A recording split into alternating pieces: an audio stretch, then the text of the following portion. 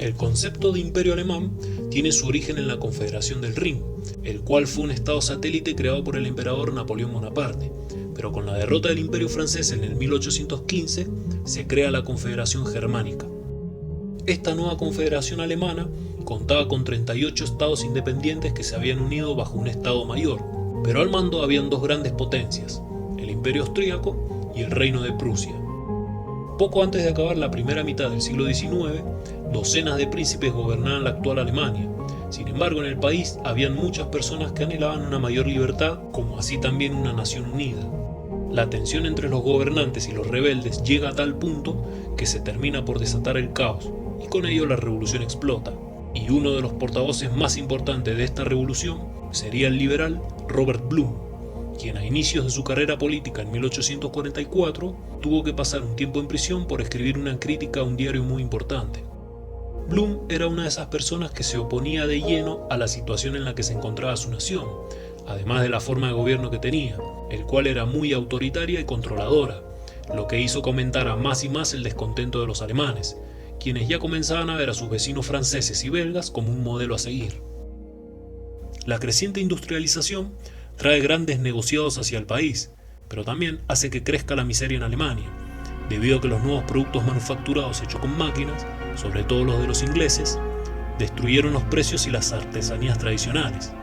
La nueva tecnología estaba cambiando la forma tradicional de vida de las personas, y esta situación estaba al borde del colapso en Alemania.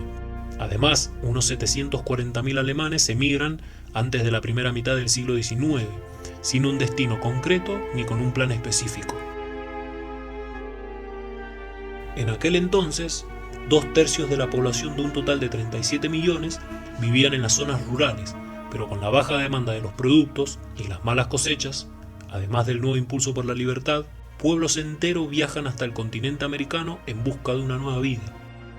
Las opiniones sobre las reformas políticas que se tenían que hacer eran claras, pero la idea de cómo se debía llevar a cabo estaba dividida.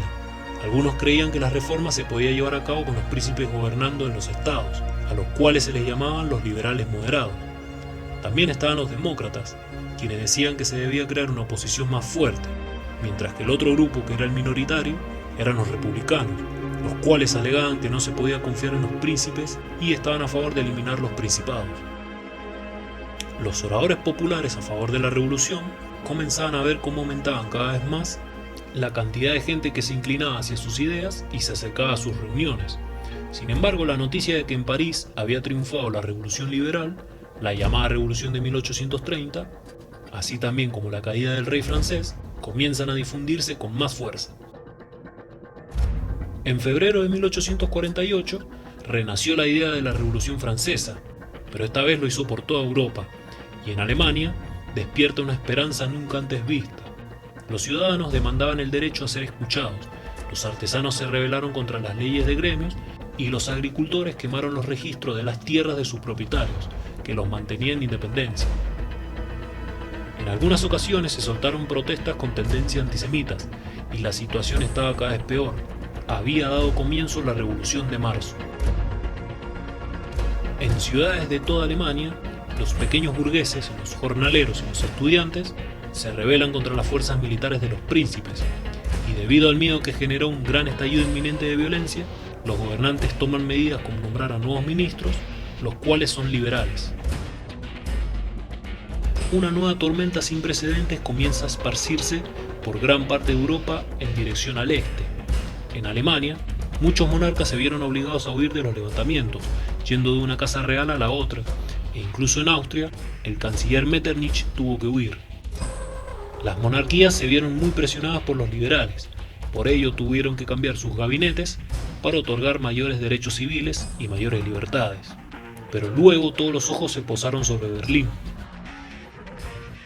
La ciudad de Berlín, capital de Prusia, era una de las metrópolis más prósperas de Alemania, y aparentemente estaba ajena de los disturbios de Europa. Sin embargo, se encontraba muy bien preparada, ya que la fuerza militar prusiana era una de las más temibles de aquel país, y estaba lista para actuar en caso de que se lo requiera.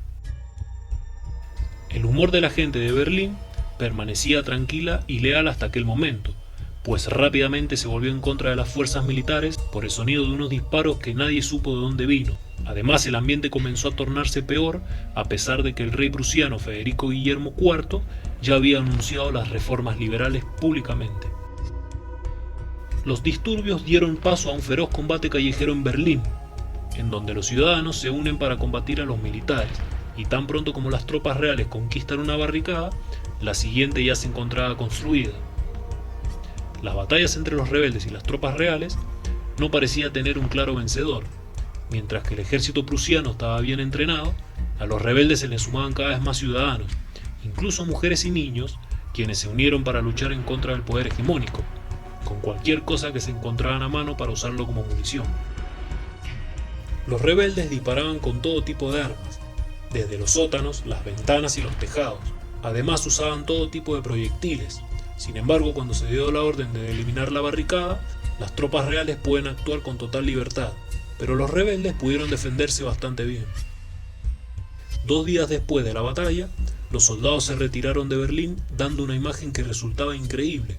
Uno de los ejércitos más poderosos de Europa fue disipado por ciudadanos descontentos y rebeldes, en una batalla que culminó con más de 300 muertos. El rey Federico Guillermo estaba a favor de las ideas nacionalistas y del sentido de compartir o crear una gran nación. Sin embargo, no quería aceptar una constitución, ya que pretendía mantener el poder absoluto de la monarquía, y además pensaba que el remedio de los levantamientos era enviar a sus oficiales para reprimir a los demócratas. Por su parte, los demócratas estaban cada vez más optimistas, y junto a Robert Blum se disponían a realizar el movimiento siguiente, el de otorgar mayores libertades civiles a todos los estados federados de aquella confederación, y el objetivo fue la ciudad de Frankfurt, en donde la idea era proclamar una república e instalar un nuevo gobierno. Frankfurt era la ciudad que gozaba de mayor prosperidad económica, estaba repleta de grandes bancos, fue en donde los emperadores germanos fueron coronados, y ahora el gobierno federal de los príncipes celebra sus reuniones, pero a fines de 1848 sería el lugar de un acontecimiento único. La iglesia de St. Paul Kirche fue en donde los delegados demócratas se reunían para debatir sobre cómo transformar la confederación y también para convocar a las primeras elecciones libres.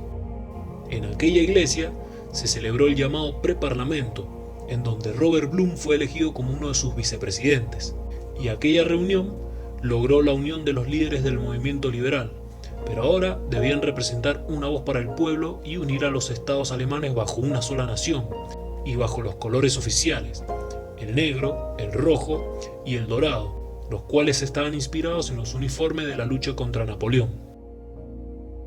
Tras muchos años de haber sufrido persecuciones y de haber estado en la clandestinidad, los partidarios de cambiar al gobierno tenían su objetivo cada vez más cerca. Sin embargo, las opiniones tendían a diferir considerablemente, pues mientras que Friedrich Hecker y sus compañeros querían forzar a una república con una fuerte revolución y la presión de la calle, los más moderados como Blum solamente proponían derechos y reformas.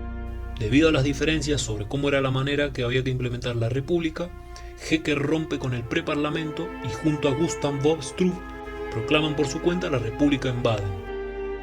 Hecker y sus partidarios se levantan en contra del poder hegemónico y marchan hacia el suroeste. Sin embargo, la rebelión fracasa y es derrotada en Kander por las tropas federales. Para Robert Blum, el camino de Hecker era el equivocado y además lo veía como una traición. Los liberales moderados consideraban a los movimientos de Hecker y Struve casi como un atentado al objetivo de unidad y libertad, ya que creían que se tenía que llegar a un acuerdo con los príncipes y los instrumentos parlamentarios. Sin embargo, a pesar de todo lo sucedido, uno de los objetivos más importantes ya estaba logrado, el de las elecciones libres.